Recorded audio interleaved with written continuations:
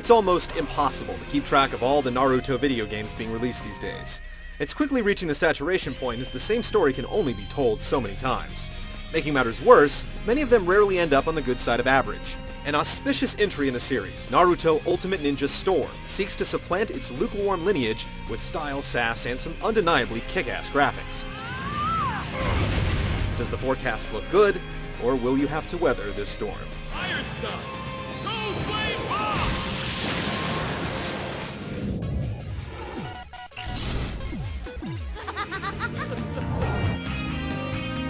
Ultimate Ninja Storm covers a whopping 135 episodes of the anime series before its credits roll. This fencing sets up the Tangerine Trickster's tale right up to the Sasuke retrieval arc, I won't let you go to Orochimaru! falling just a whisker shy of the Shippuden timeskip. The plot points covered won't surprise longtime followers, but what will perplex some are notable exclusions. Assassins for Hire Zabuza and Haku are MIA, and the 4 hidden sound ninja stay hidden.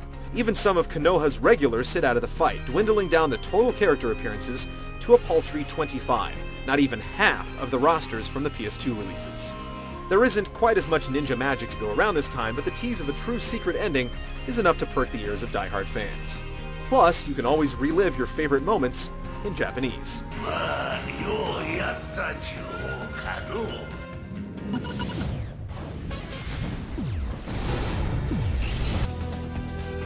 Like Ultimate Ninja 3 and Rise of a Ninja before it, Storm drops players under the verdant canopies of Konoha Village, an open-world hub suitable for some quest-taking, scroll collecting, and treasure finding when the opportunity presents itself. The world is inviting, allowing players to stretch their legs with some fancy somersaults, harrowing Naruto cannons, and breakneck sprints through the streets. As a ninja for hire, you'll find that there's almost always something that needs to get done in the village, shown by telltale markers on the map. Side missions will often have you vaulting through trees, playing hide-and-go-seek, and collecting scrolls in the fastest time possible. Main missions ask you to throw down in a fight with varying conditions. It's a river that the series has drifted down before, and to be frank, it's disheartening to be playing the same glorified minigames the 3rd time around. Alright! What Storm lacks in variety, it tries to make up for in bulk. There are tons of missions, and the occasional sprinkling of achievement-based accomplishments like logging in a certain amount of hours into the game. Your efforts won't go unnoticed, as you'll soon find yourself with a considerable cache of trinkets to sell, money to spend, and scrolls to trade for various items and extras. Storm is apt to let you in on just how much you've done in the game, and the new diorama feature lets you see the fruits of your labors play out in bite-sized miniature fun. The world of Naruto is scenic, but restricted. The free-roaming aspect is still only loosely so, and the missions still lack ingenuity. Your enjoyment of the game will be directly proportional to how much you enjoy collecting and completing. Outside of Ultimate Mission Mode, player matches can only be played offline, and needless to say, the village is due for some renovation.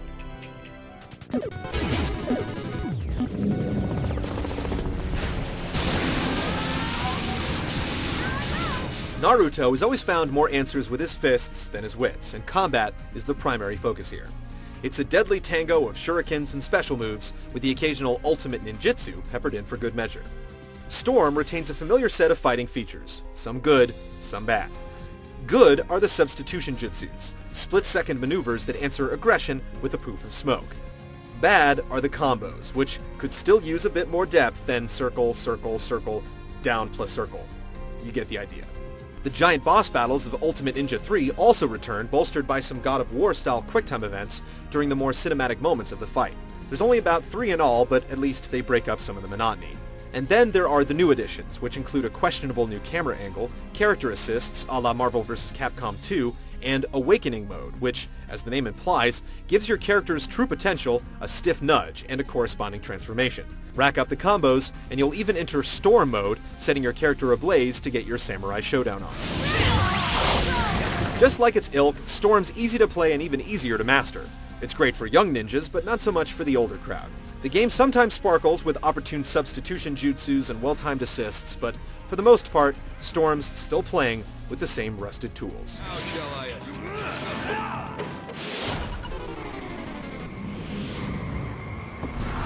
CyberConnect 2 had a lot of practice with the series' looks on the PS2, but its latest stab at the PS3 is unlike anything they've ever done before.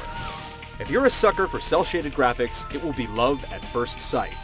In motion, the prismatic visuals could very much pass itself off as an episode of the show, combined with its jaw-dropping animations, subtle motion blur effects, and frenetic flair for fan service.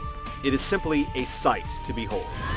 The placid Konoha village is remarkably replicated, yet the background stages could use a little more diversity.